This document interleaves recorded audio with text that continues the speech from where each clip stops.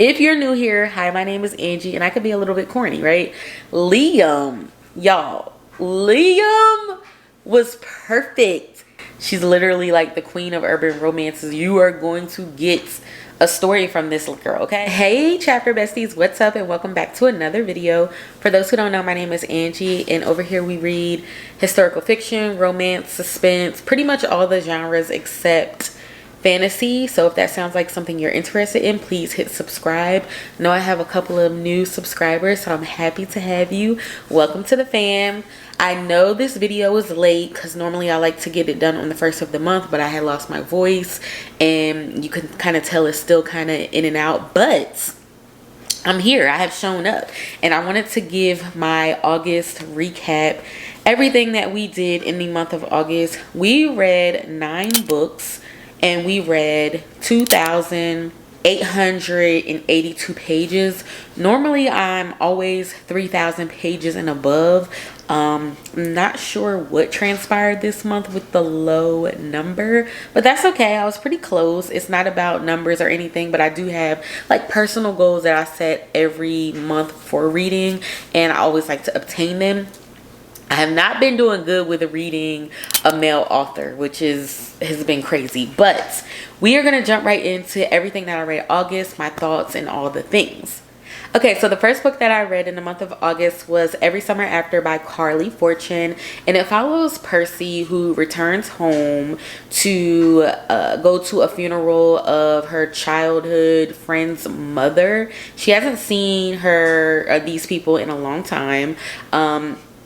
Because she's holding a major secret. And so this is a romance book. It is a friends to lovers. It is a second chance romance. And I don't know if you guys saw my previous vlog where I said I have not really been into young adult, but this kind of reads young adult, whereas the past goes over, I think, like a 12-year period of how they met as 13-year-olds or 12-year-olds or whatever they were up into high school, and then the present day talks about adulthood and her going back home and her having to divulge this secret.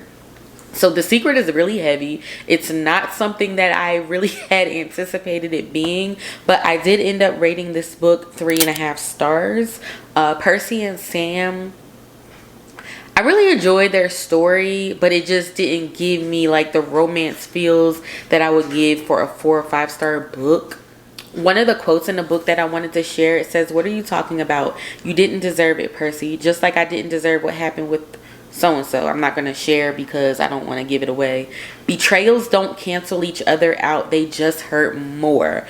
And that's such a impactful statement. Betrayals don't cancel each other out. They just hurt more. It's so many times where we feel like we want to get somebody back or something, and it just hurts more. It doesn't do anything. It doesn't make you feel any better. So yeah, this book talks a lot about betrayal, but it also brings about forgiveness and just moving on from a situation. So yeah, I probably would recommend it. It would be like, if we were doing a yes, no, maybe, it would be on the maybe. The second book that I read was Whispers of the Lake by Shanora Williams. Shanora Williams is an extremely incredible writer. She wrote one of my favorite books this year, Beautiful Broken Love, and if I'm not mistaken. And yeah, so this book touches on, for a suspense book, it touched on promiscuity, friendship, infidelity, all the things that you would see like in a romance or like a contemporary fiction book, and it really kind of intrigued me. I did rate it 3.5 stars. I'm sorry, the other book I rated 4 stars. This is the book that I rated 3.5 stars. It follows a girl whose best friend goes missing, and she shows up to this lake to unravel this mystery of what's going on with her best friend. I did say in my Goodreads notes that this book sort of reads like a Lifetime movie, and that is no shade because I love Lifetime movies. I'm one of those corny people. If you're new here, hi, my name is Angie, and I could be a little bit corny, right? I love Lifetime movies, so it was okay with me, but it really did give Lifetime, and I could see it as a Lifetime movie. But yeah, it was a good suspense. Again, it would be on the maybe for a recommendation. Okay, so the next book I read was Maven by Tatum James. I am not new to Tatum James. I love her books, but this book was very, very interesting. It follows Maven and Chime, and Maven is he is kind of giving himself in a sexual way because something happened with his mother and his brother, and there's just a lot going on in his life. And then we have the female main character Chime, who is kind of running game on men. And so years later, Chime and Maven, this is a second chance romance, they run into each other. And this story was extremely unique. I love how it was written. I love, like, it didn't have twists and turns, but it had moments of like, oh my gosh, is this what I think it is? Or oh my gosh, you know, like moments like that in the book. Kind of a mystery, but not in like a suspense thriller type way, but just more like, I wonder what this is, or I wonder what that is. I loved how, again, like how it was written, and it did have some deeper themes in it too, about self-love and how some of us don't believe that we deserve a certain love, or love in general. I will say, I want to read the synopsis to make sure I'm not giving away anything. Yeah, so it says, for years, Chime and her best friend have run their discreet sex club and secret jilted lovers blackmailing ring without a hitch. Their most popular service is helping women set up wealthy men with pregnancy scares and getting them to pay for their silence. So that's part of the synopsis. I didn't think I could tell y'all that, but it's part of the synopsis. So yeah, when Chime is propositioned to reunite with the only man to ever capture her heart, she must weigh her options on whether to let love win and bear it all to her lost love, even if it means losing everything she's worked so hard to build. So there's a secret that comes out of this that kind of opens a can of worms, and I just loved how they were able to work through it. Chime and Maven were real life a couple that I would just want to hang out with. Like, they were kind of dope people to be written about. Additionally, I loved how Maven, because of that secret that opened a can of worms, I love how he still loved her unconditionally. And it's just a reminder that you could be upset with somebody, you could be mad with somebody, but still love them in the same breath at the same time. Like, one doesn't really have anything to do with the other. Okay, so the next book that I read was Divine by Tatum James, and this is kind of part of like a series. So Divine is the female main character, and she basically is the princess to this organization with her brothers and her cousins, and like they have a very protective and controlling spirit when it comes to Divine. And so they put security on her. Forced proximity is given, slow burn is given. They built a friendship that was so beautiful that turned into lovers. Liam, y'all, Liam was perfect. Book bae, like top tier book bae almost. He's probably in my top 5 of the books that I read this year, and I read a ton of romances, and Liam is definitely it. So Liam is hired, and he has one job: don't touch Divine. Don't even look at her in that way. And Divine is in a situation where she's trying to date, but her brothers and her cousins they're just super duper, like, they were way too controlling. They kind of got on my nerves a little bit, because it's like, this woman is grown, let her live, but you know, you could be protective while letting her live. And so Liam kind of just would let her do her, as long as she told him where she was going, so if, you know, something popped off, he would be able to show up. Obviously Liam starts, because it's a forced proximity, Liam starts doing nice things for her, and he ends up falling in love with her, and they have this romance that is hidden because he's not supposed to be in love with her. He's not even supposed to be looking at her like that. And so the book ends on a cliffhanger. Highly would recommend it, because oh my gosh, it just wowed me. I definitely gave it 4 stars. And then I read Divine 2, which was filled with, it was action packed. It kept you super engaged. I would only recommend Divine, the second Divine, if you have read the first Divine. You will not appreciate the second Divine if you have not read the first one, because it's just not going to make sense to you. So I would read them 2 honestly, back to back, you just be reading just one big 400-page book or something like that. But yeah, Divine 2 picks up on their story and just all the drama that's has unfolded in Divine number 1. So yeah, Liam and Divine did get, you know, a good ending in the end. They got some respect. They got all the things that they desired. And yeah, I love this book so much. So the next book that I read was Quiet Beautiful Things by Samantha Christy. And this had so much representation in it as far as the deaf community and just shedding light on that. I wrote in my Goodreads how I love how the author, you could tell she did her research on ASL, because I was learning things and it made me want to learn ASL. Like, that's how impactful this book was. And so it follows a single dad. He just basically finds out that he was wild in college and his daughter kind of just falls into his lap. But the daughter is deaf. And so the teacher, or like the advocate for the family, that's his love interest. So they kind of fall into this romance. It's not workplace, even though she kind of works with them, but I wouldn't say that. But it was so beautiful to witness her fall in love with him and the child at the same time. Like, I thought that was pretty dope. And I love how the female main character, she had a lot of issues with herself and things that she was hiding from previous, back in the day, like high school days and stuff, that she was fighting, and she just didn't know how to receive his love because of things that she had been through. And so yeah, I would recommend it. I did rate it 4 stars. So then I read 10,000 Hours with a Rich Menace by Jahquel J.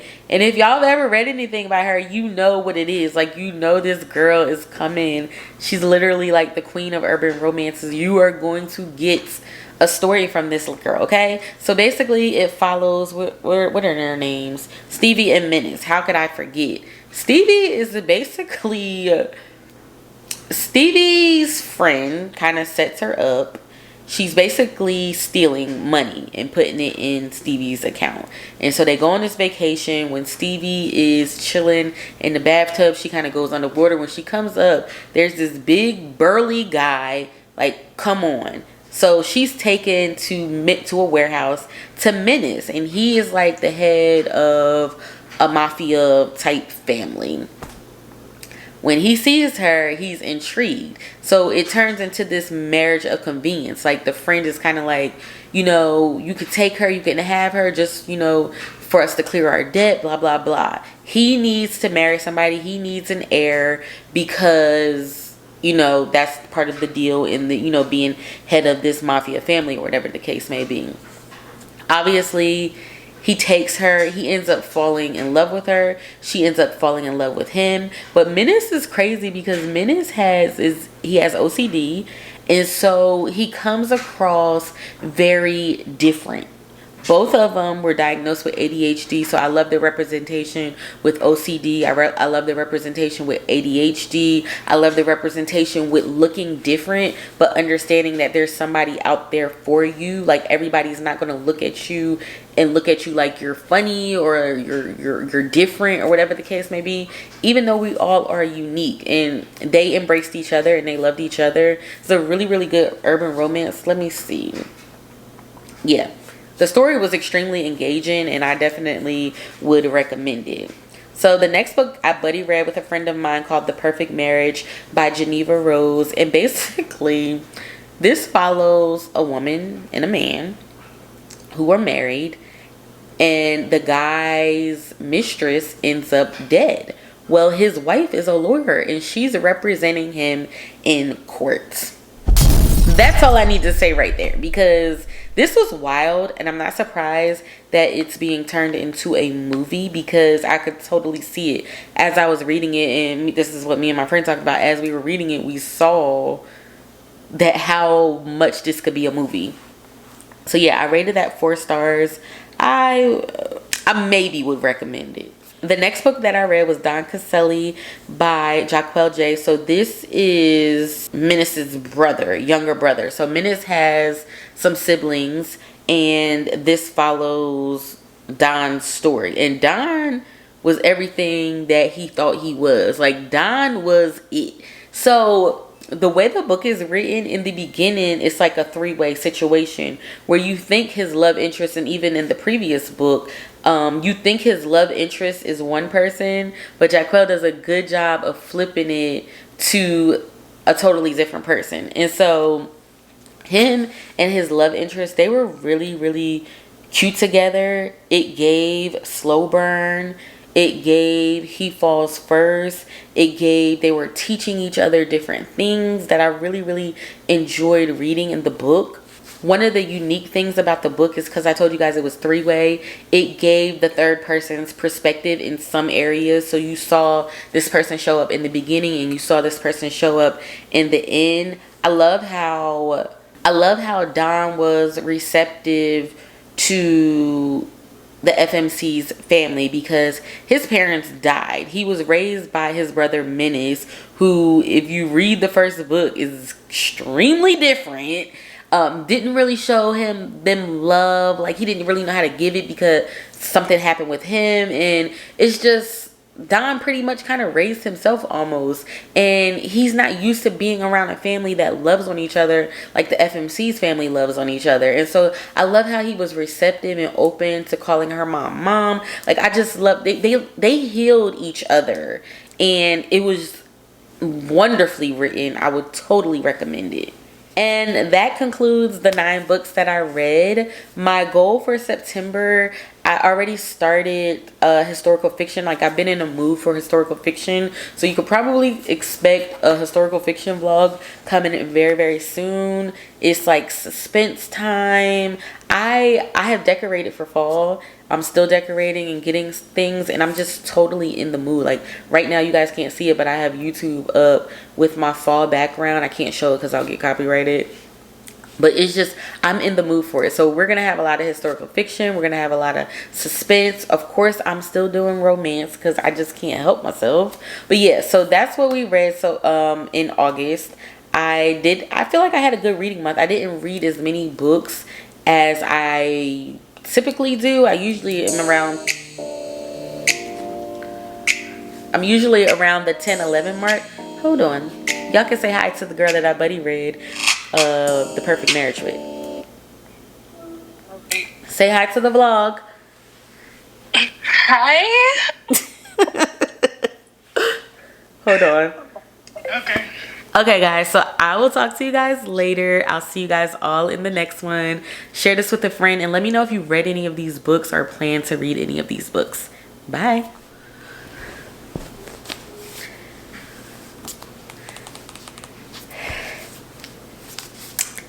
There's a secret that Percy is holding against Sam. I think that was his name. Hold on. 3, 2, 1. I don't even like that. What was this book about? The next book is, or